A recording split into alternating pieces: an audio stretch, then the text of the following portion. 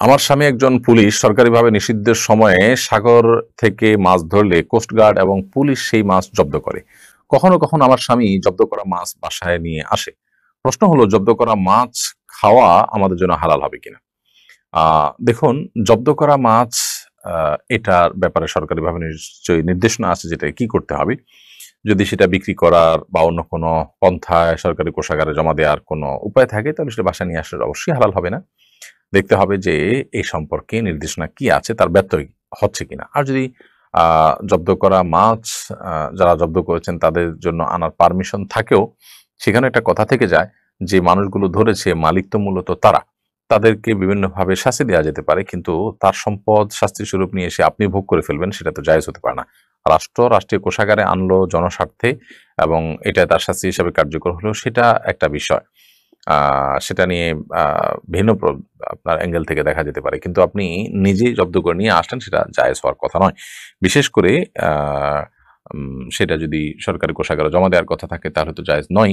আর যদি সরকারি কোষাগারে জমা দেওয়ার কথা নাও থাকে, তারপরেও আ সরকারি আইন অনুযায়ী তিনি যদি আনার রাইট থাকে, তারপরেও সেটা জায়েজ হওয়ার কথা নয়। যেহেতু একজনের সম্পদ আপনি নিয়ে আসছেন শুধুমাত্র এই যুক্তি থেকে যে আপনি সেখানে আ আ সেখানে আপনি আম আ তাকে শাস্তি দিচ্ছেন বা শাস্তি কার্যকর করছেন এর মাধ্যমে। তো আরেকজনের সম্পদ আপনি ভক্ষণ করে তাকে শাস্তি দিচ্ছেন। এই শাস্তি শরিয়া দৃষ্টিকোণ থেকে গ্রহণযোগ্য শাস্তি নয়।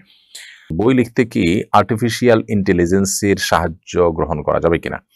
বই লেখার জন্য আর্টিফিশিয়াল ইন্টেলিজেন্স এর সাহায্য আ গ্রহণ করতে পারেন। তবে সেক্ষেত্রে সেটা উল্লেখ করা উচিত যে আমি এটা এভাবে করেছি। অন্তত ভূমিকাতে কোথাও এটা লেখা থাকা দরকার। আ আপনি আর্টিফিশিয়াল ইন্টেলিজেন্স থেকে আপনার তথ্য-উপাত্ত নিয়ে, আর্টিকেল নিয়ে সেটা নিজের নামে দিয়েছেন, সেটা অবশ্যই প্রতারণা এবং গুনাহের কাজ। কারণ যেটি আপনি লেখেননি সেটিকে নিজের নামে আপনি আ চালিয়ে দিচ্ছেন। তো ঈমানদার তো সেই কাজ করতে পারে না। নবী সাল্লাল্লাহু আলাইহি ওয়াসাল্লাম বলেছেন, "মান গাশশা ফালাইসা মিন্নী", যে ব্যক্তি প্রতারণা করে, কাউকে ধোঁকা দেয়, সে আমার উম্মত হতে পারে না। বিধায় এ বিষয়ে আমাদেরকে অবশ্যই সতর্ক এবং সাবধান থাকতে হবে। অনেকের অনেকে অজুর পানি মোছেন না। জিজ্ঞেস করলে বলে, "অজুর পানি বরকতময়, এজন্য শরীরে শুকাচ্ছি।"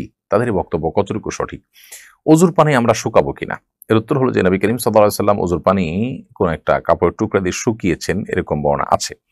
আবার মাঝে মধ্যে রেখে দিয়েছেন, এই বর্ণনাও আছে। অতএব ২ টাই সমান পর্যায়ে। তবে ঢালাওভাবে অজুর পানি না শুকিয়ে অ্যা আপনি যেন শুকে যায় শরীরে, সেটার জন্য রেখে দেওয়া ব্যাপারে পরিষ্কার কোনো নির্দেশ কোন হাদিসে নেই যে এটার ভিতরেই কল্যাণ আছে। বরং নবী সাল্লাল্লাহু আলাইহি ওয়াসাল্লাম থেকে ২ টারই আমল পাওয়া যায়। বাচ্চা দ্রুত কনসিভ করার জন্য ডাক্তারগণ ডিম্বাণু বড় করার ট্যাবলেট দিয়ে থাকেন। এই ট্যাবলেট খাওয়া জায়েজ হবে কিনা? আহ দ্রুত কনসিভ করার জন্য যদি ডিম্বাণু বড় করার ওষুধ দেওয়া হয়, এতে যদি ক্ষতিকর কোনো দিক না থাকে, তাহলে সেক্ষেত্রে সেটা নাজায়েজ হওয়ার কোনো কারণ দেখছি না। কারণ আ এখানে আল্লাহর সৃষ্টিতে কোনো পরিবর্তন বলতে যেটা বোঝায় সেরকম কিছু নয়। আ কনসিভ হওয়ার সম্ভাবনা আপনার বৃদ্ধি করা, আ জাস্ট এটুকু। অতএব এটি নাজায়েজ হওয়ার কথা নয়। স্বামী-স্ত্রী পরস্পরের অবাঞ্ছিত লোম পরিষ্কার করে দিতে পারবে কিনা? যেহেতু স্বামী-স্ত্রীর মধ্যে কোনো পর্দা নেই, বিধায় তারা যদি কেউ একে অন্যকে এই কাজটি করে দিতে চান, বিশেষ করে বার্ধক্যে বা অসুস্থ হয়ে গেলে অনেক সময় প্রয়োজন হয়, বা স্বাভাবিক অবস্থায় যদি করে দেন, সেটি কোনো গুনাহের বিষয় নয়। ইমাম যদি শেষ রাকাতে সূরা নাস পড়েন, তাহলে যাদের নামাজ ১ রাকাত ছুটে গেছে আ তারা কোন সূরা মেলাবেন? ইমাম যদি শেষ রাকাতে সূরা নাস পড়ে ফেলেন, যাদের আ নামাজ ছুটে গেছে, তারা পরবর্তীতে সূরা নাসের আগে যেকোনো সূরাই পড়তে পারেন। এতে কোনো গুনাহ হবে না এবং তাদের নামাজও হয়ে যাবে। আমার মা মদিনাকে খুব ভক্তি করেন। খেজুর খাওয়ার সময় তিনি খেজুর ধৌত করেন না। বলেন, এটার গায়ে রাসূল সাল্লাল্লাহু আলাইহি ওয়াসাল্লাম শহরের ধুলা লেগে আছে। বিষয়টিকে আপনি কিভাবে দেখছেন? খেজুর না ধুয়ে খেলে কি কোনো সওয়াব হবে?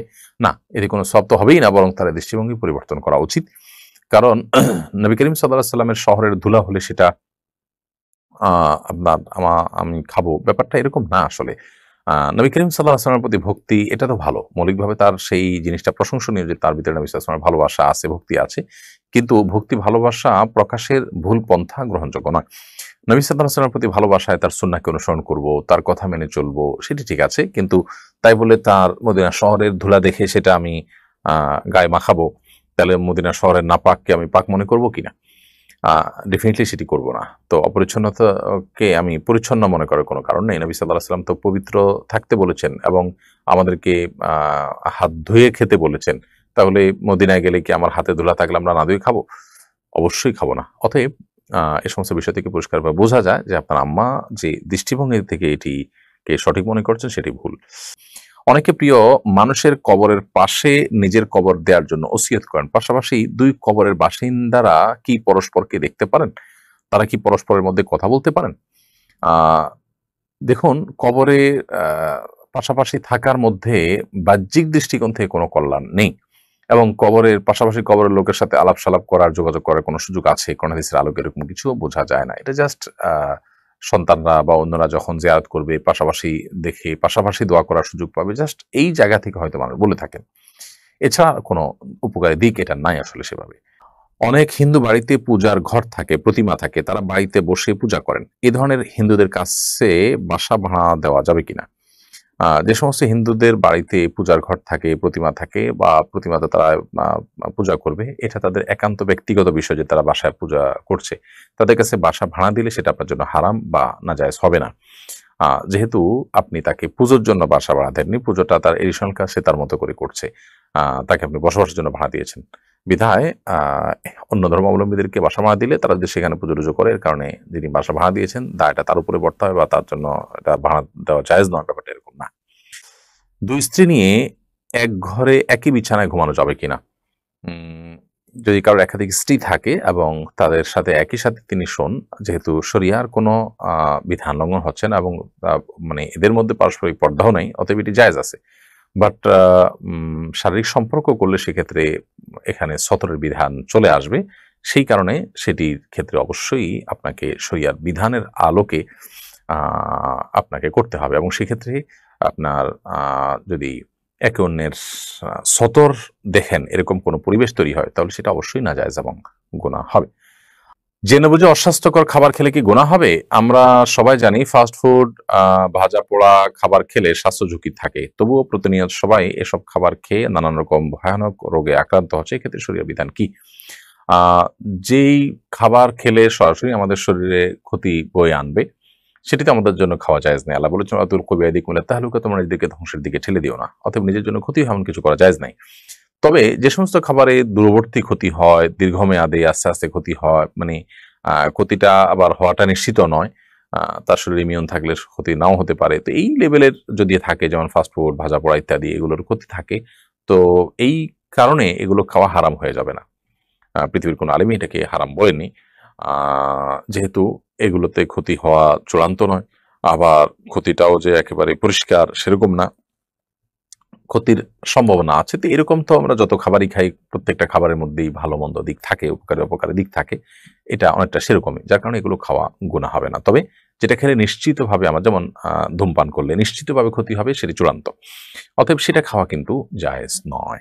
শীতের শুরুতে অনেক কাঁথা কিংবা কম্বল মুড়ি দিয়ে ফ্যান চালিয়ে ঘুমান অনেকে।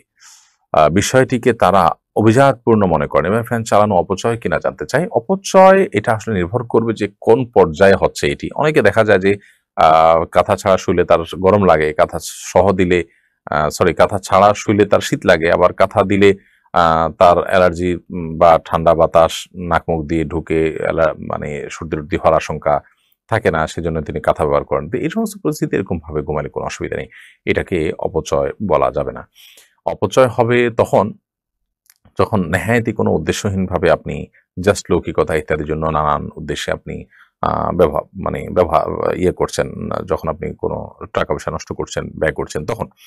এখানে তো আ এটা তার ভালো লাগা, এটা তার কি বলে অসুস্থ থেকে বাঁচা কিংবা আপনার এইভাবে শোয়াটা তার কাছে কমফোর্ট মনে হয়, সেসব তিনি এটা করছেন। অতএব এটাকে অপচয় বলা যাবে না।